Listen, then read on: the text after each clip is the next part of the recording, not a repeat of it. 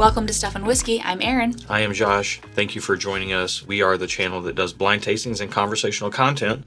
And sometimes that conversational content is around whiskey reviews. That's what we're doing today. We're talking about 13th Colony's Southern Rye Cask Strength release that's coming out or is out.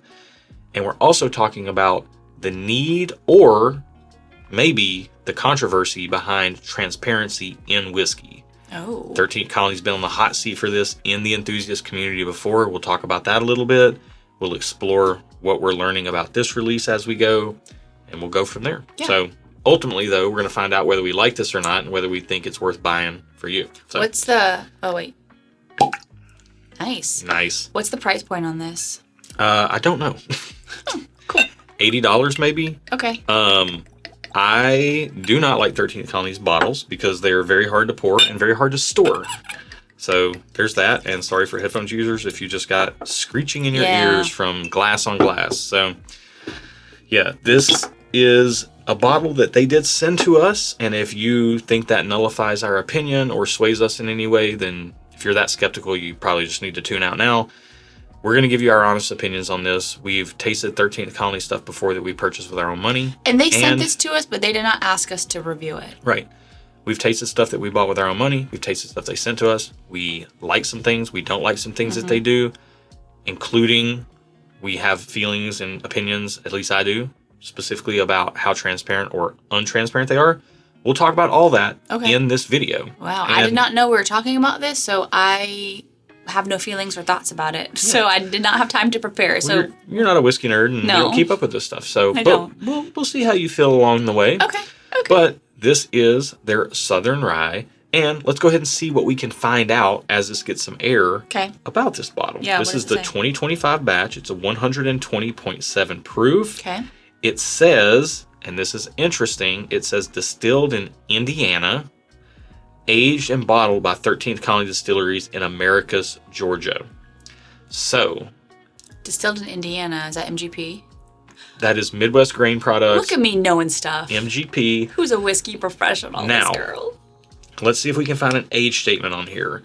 13th Colony Cask Strength Rye Whiskey is our flagship Southern Rye recipe, but bottled at full barrel strength, uncut for maximum flavor. Each release of our Cask Strength Rye Whiskey is its own unique batch with a distinct proof point and is limited in quantity, worth drinking slowly. Okay. So other than government warnings, there's nothing else on here. It says small batch Southern Rye Whiskey, hand selected. This is, again, their 2025 Cask Strength release. If it tracks with their bourbon pricing, their Cask Strength there is 70 or 80 bucks. Okay. This will probably track the same.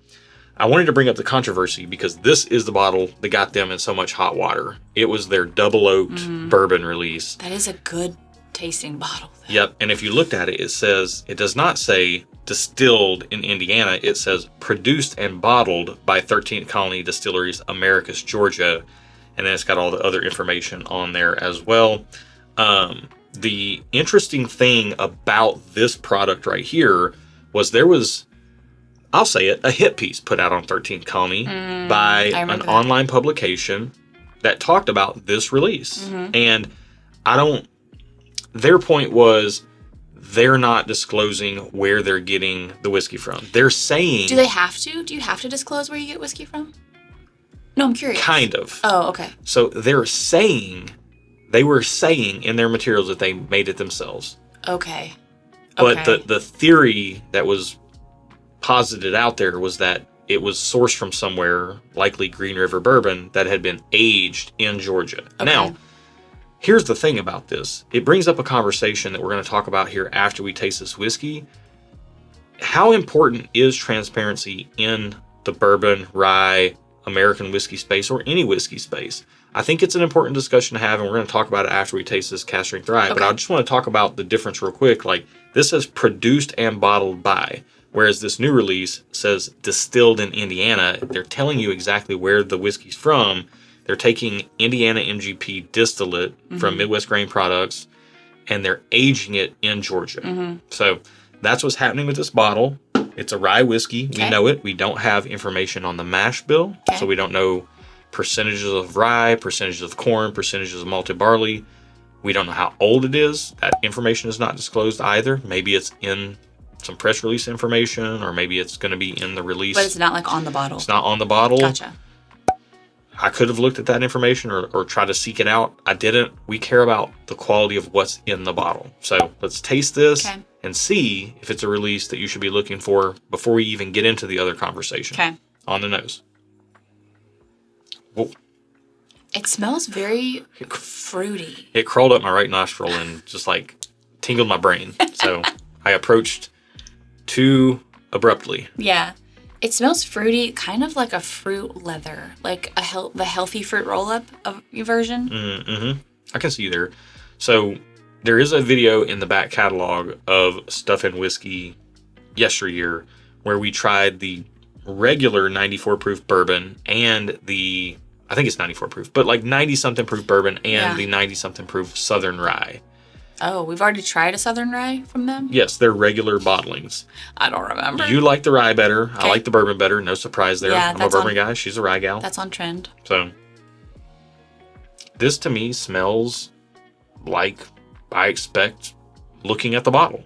It smells like the color of the label. Yeah? You think so? Yeah. There's a little bit of like this sugary winter mintiness to it. Okay. That I'm getting. I'm getting your fruitiness. I'm getting the sugary winter mintiness. Mm-hmm. Yeah, and I think blind.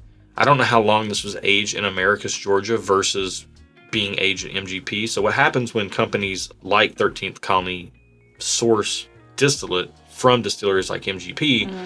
Sometimes they purchase the distillate, take it in-house, even barrel it in-house, or just buy the barrels from MGP and then bring those barrels down and age it where they're at. Mm-hmm. Sometimes they just keep it on site at MGP and let it age there and then bring it in-house kind of near the end of however long it's been. So we don't have that information. We don't have that level of transparency. Smells like rye whiskey. Mm-hmm. Smells like good MGP rye whiskey to me.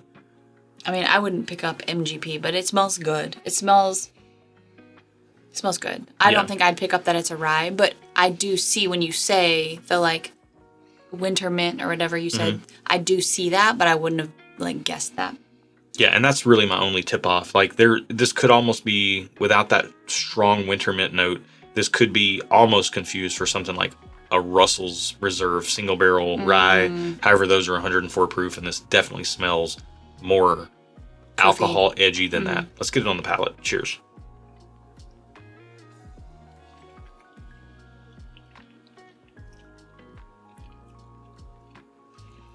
Wow. Okay. That's a lot of flavor for 120 proof. So I don't know if you put winter mint in my mind, but this tastes, I get that. Like Orbit, winter mint, gum. Mm-hmm. But like in the best way. I don't mean that as a knock. I mean it in a good way. Because I like that flavor. Mm-hmm. There's a lot of it. This is very flavorful. Yeah. Wow. I kind of dig it though. I like the flavor that it's giving me.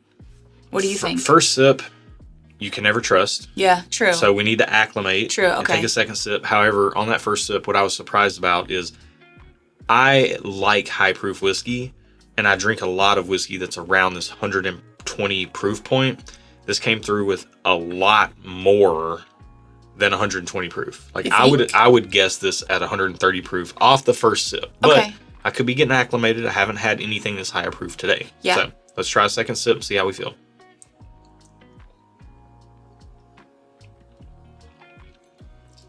Yeah, we always say that first sip is an acclimation sip, and it doesn't really count. The second sip is like a true first sip where you can taste things. Dude, the power of suggestion is strong because I'm getting winter mint all the way, and I love it. Is it coming across super rye to you? No, it's actually I'm getting that sweet winter mint note, which that plus a lot of caramel for me, and then behind that I'm actually getting some corn grain. Mm-hmm. So like I don't know what the percentages in this mash bill are. MGP distilled rye from Lawrenceburg, Indiana is usually 95% rye, 5% malted barley. Although they do have some, but they could have their own like mash bill. They could just made at MGP. That's a good point. I was going to say MGP also has some 51% rye, 49% malted barley. They've got some 51% rye, 45% corn, 4% malted barley. And in addition to those 3 predominant rye mash bills that they have at MGP in Lawrenceburg, Indiana, they also will contract distill for places which they could with their own unique very mash well bill. be doing. This tastes like it has a fair bit of corn in the mash bill to me, and it's bringing something to the equation that is different. Yeah. You know, whether that's for better or for worse, that depends on your palate, and we're going to explore that a little bit. I didn't really know what to think going into this pour because I didn't really love their lower proof rye whiskey.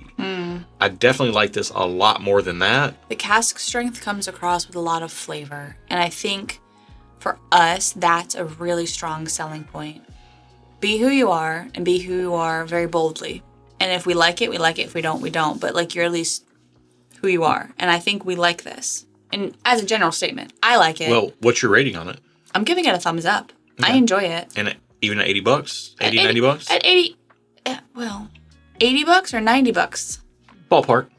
$80, I'm a thumbs up. Okay. $90, I'm starting to push it for you. Yeah, because we're getting a little closer to 100. For some reason, 80 seems a little farther away. Yeah.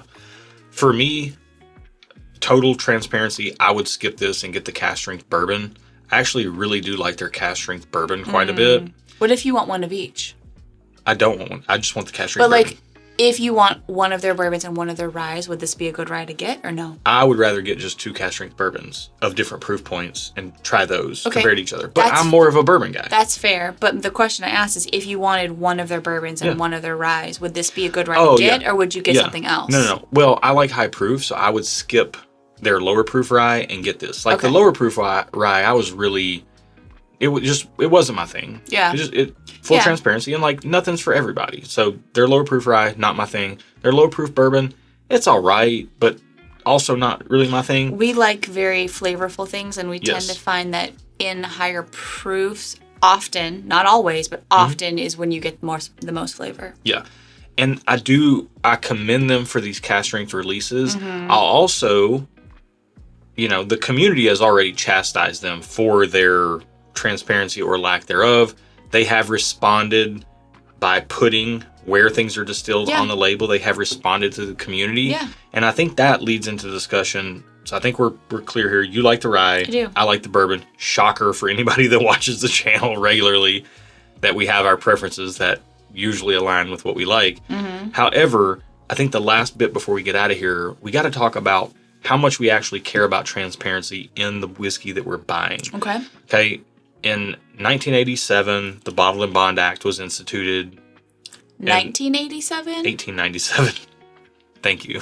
I was like, when it comes to numbers, I'm dyslexic. I'm all the time talking about 2002, and I'll say 2022. Oh yeah, 2022. Or 2020. It's a mess. But the Bottle and Bond Act kind of cut out a lot of the tomfoolery in whiskey because people were like, oh man, tobacco spit. Yeah, in the rectifiers. Rectifiers were putting like prune juice and tobacco spit and all this stuff in the whiskey to kind of cut it and to color it and all this stuff.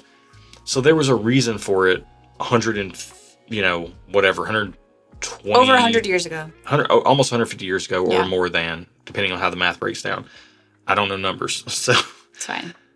This though, like modern day, how much does something like the Bottle and Bond Act matter? Like, the Bottle and Bond Act is no longer actually an act.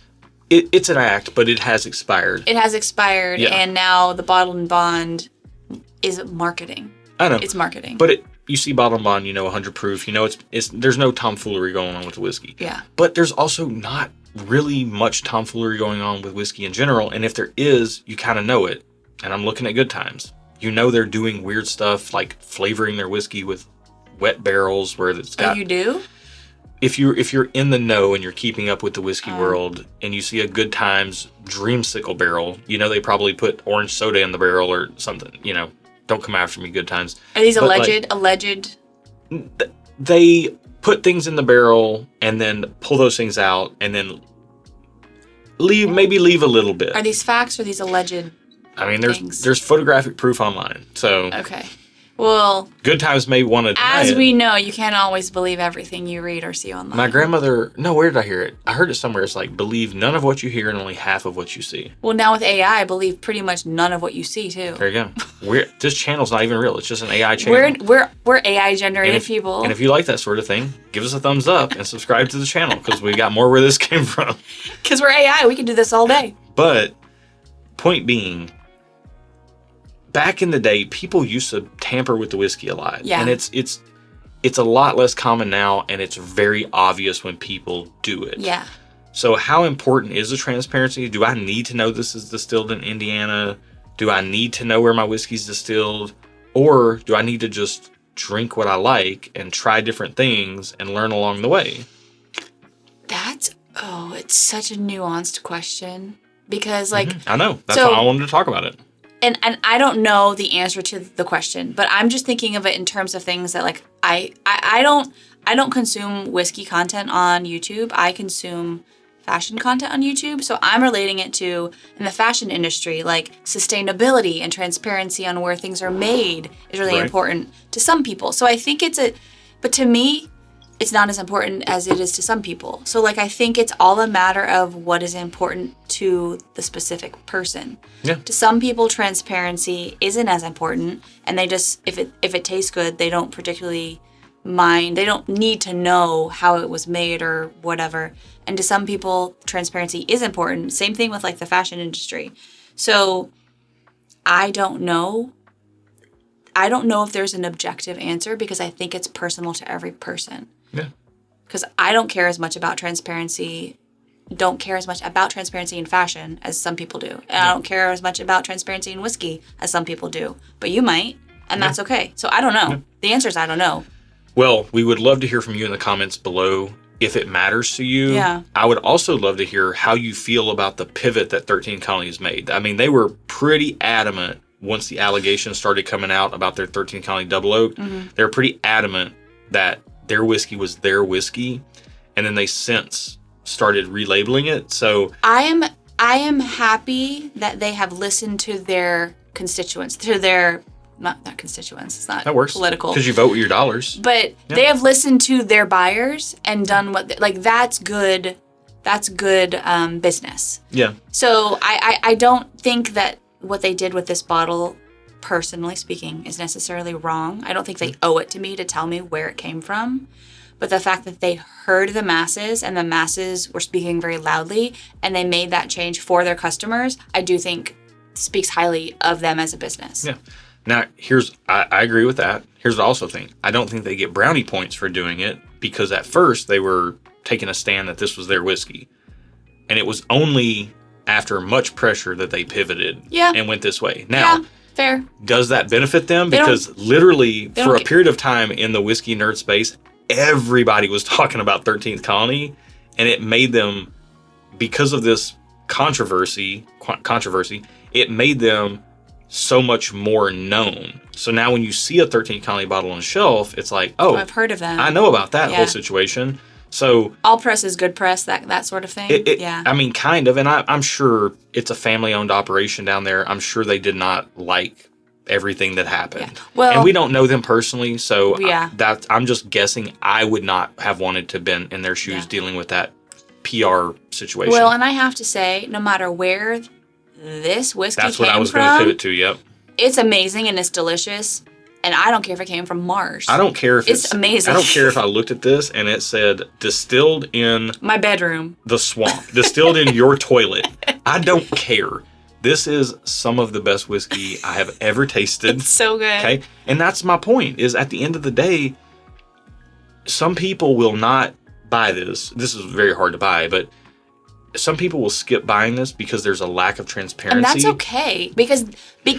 It's okay. No, because that matters to them. Yes. Maybe even more so than how the whiskey tastes. It's a holistic approach, and that's okay. I hear that, but what I'm going to say is if you're a person that says, I'll never buy this because they weren't clear about where it was from, don't cut off your nose to spite your face when this is some of the best whiskey that's ever been bottled ever. And also, if you're the person like me that's like, I don't care where it's from as long as it tastes good, you know, I've learned over the years, hang on, take a beat, see what information you can find out, just so you know, because that matters too. Both things can matter and be true at the same time. Okay. Yeah. People don't like nuance. People want us to probably take some kind of stand and have a hot take or something. It's not the channel for that. If you're looking for that, we're not the channel for you. But if you like these types of discussions where we kind of, you know, work our way through some of the more challenging aspects of the whiskey industry, we do have these conversations fairly often here on these Topical Tuesday videos. Subscribe. Yeah. Give us a like. I would encourage you guys to leave your thoughts and opinions on this discussion in the comments, but be kind. Don't be rude. If someone disagrees with you, that's okay. We're all different, and that's what makes us great, is that we have different opinions. So if you do choose to participate in the discussion, let's remember we're all adults, hopefully. We're over 21. You're an adult, so let's act like them. Yeah, and if you want to have continued conversations about all this, you can join our Discord through our Patreon at patreon.com/stuffandwhiskey. $5 a month will get you in our Discord tier. Also, for as little as $1 a month, you'll get some behind-the-scenes stuff, live streams specific to Patreon, and then $10 and up is our Barrel Club. Maybe we'll get a 13 Colony pick. Maybe we won't. Who knows? Who knows? But we might. But we do go to distilleries, taste single barrels, put our stamp of approval on them, and make them available to you. And then if they don't sell out within the $10 and up tiers, they come down to the $5 and the $1 tier. So you can check all that out over there at Stuff and Whiskey's Patreon community at patreon.com/stuffandwhiskey. Yep. And you can get shirts like this at stuffandwhiskey.com, as well as glassware, all sorts of stuff. Yeah. Check it out. Also, in October, Yes. we have a community fundraising event for a mental health charity that we donate to, that we as a community donate to, and we need bottle donations to help raise funds for this charity. Would you like to speak about it a little more? Yeah, To Write Love on Her Arms is a fantastic organization. They help people directly that need hope and help. Mental health affects all of us. Whiskey kind of gets a bad rep in the space of mental health. A lot of people turn to alcohol to mask their mental health issues, and we want to use this for good. We want to mobilize this for good, and that's what this community does. We've raised over $70,000 in the history of this channel, and we're getting ready to do it again in October to raise even more money. If you want to be a part of that and you want to donate a bottle to the cause, you don't have to send it to us. You just have to hang on to it and send us an email at stuffandwhiskey@gmail.com. That's stuffandwhiskey@gmail.com. Let us know what you got. We can put you on the list, and then we'll just have you hang on to it. Earmark it for October. Yeah, hang on to it until we tell you who to send it to. Yep. So, yeah. All right. I think that's it for today. It is. Thank you guys so much for watching. Be good to each other, and until next time, cheers. Cheers.